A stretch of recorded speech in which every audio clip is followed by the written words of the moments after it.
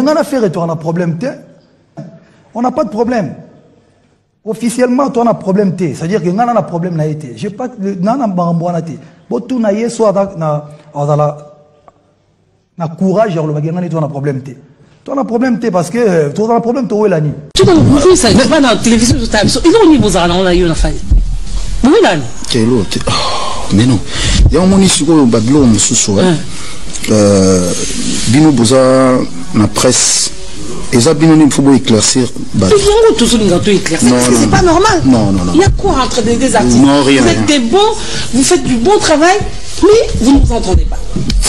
Où est la nuit? Mon ami Barbanzembone, mon ami na commune nae, mon ami na famille nae quoi. Ça dit mon ami voilà. Toi le roi où est la thé? Na lingara te batuba kanisa kenga na problème na artiste congolais. Na problème te. Non, bah tu faut pas comprendre vraiment que nous il y a rien.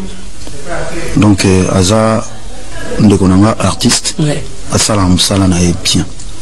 Faire rigoler salam sala na bien. Donc il y a rien. On se rend à la fin de la télévision. Natangi comme on est faire. On se rend à la fin de la télévision. La blouse bouffée si la gagnant a yon a mis tout tel boulot qu'on a raté. Binondé Koutoundé faut motiver la question. Binondé faut éclaircir le son. Aujourd'hui seulement comme tu as dit sur le plateau ici qu'il n'y a rien. Donc il l'aurait. Rien à voir. Bah tu me sautes tu as master quoi ça dit tu kutana vite fait tu kutana nana ba master nana ba collègue nana ba connaissance nana ba tu kutana dans le milieu. Il faut faire la différence. Mais on a un problème à monter.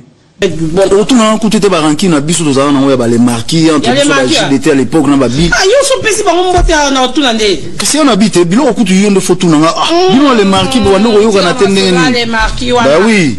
Ma question est bien retourne en un jour. Il y a la pétose qu'on répond. Au moins, il faut comme net maramba bongo. Tant balongwa maison mère. A bien la téléphone, poto ça, les marquis. C'est parce que moi, j'étais encore dans ma quartier latin. On n'a pas de problème. Par exemple, moi, ça va m'énerver. Le Bacas, pourquoi ça t'énerve? On comprend? Non, mais parce que Netinga, son talent la télévision et puis en Kanda. Bien sûr. Ouais, son azaro en émission, par exemple. Bon, n'a le baga à faire, n'a le baga quoi. Ça dit, moni, tous on a. Il y en a là, j'étais toi sur la Comme série, bon, on est dans la télévision.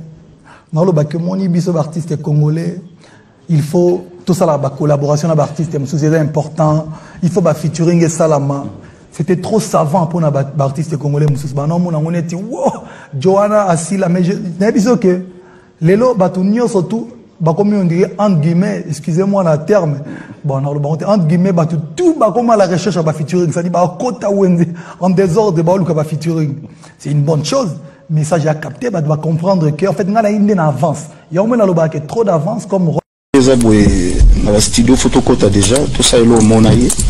On a pu apporter pierre dans la carrière musicale. Je pense que dès Nazabou, il y a un problème. N'a la raté que na l'autre artiste mon robot. N'a un problème non. Je pense qu'ils a bien que les lots la musique nabiso il faut ba fali ba les belé. C'est important. Polémique, on a babilo, on a ça dit, on a vision, on a besoin de polémique. Parce qu'on a besoin de laver image, non seulement il y a des artistes congolais, mais image dans la moko. On a dit que nous babilo faut ici là, parce que quand moi je passe à la télé, c'est bon, c'est bon.